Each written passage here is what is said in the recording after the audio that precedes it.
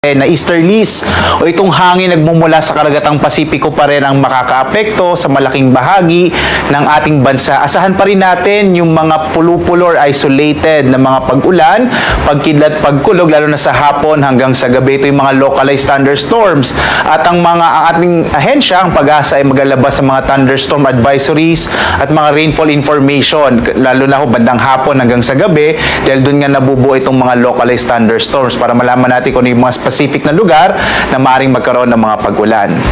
Samantala, bagamat wala tayong low pressure area pa na binabantayan sa kasalukuyan, meron tayong isang cloud clusters dito sa may silangang bahagi ng Mindanao at inaasahan natin na posible na magkaroon ng low pressure area. Maaaring ma-develop itong cloud clusters into low pressure area at ngayong araw o bukas at maaari itong lumapit dito sa ating bansa. Hindi rin natin inaalis yung posibilidad na kung ma-develop ito o maging isang low pressure area, posible din itong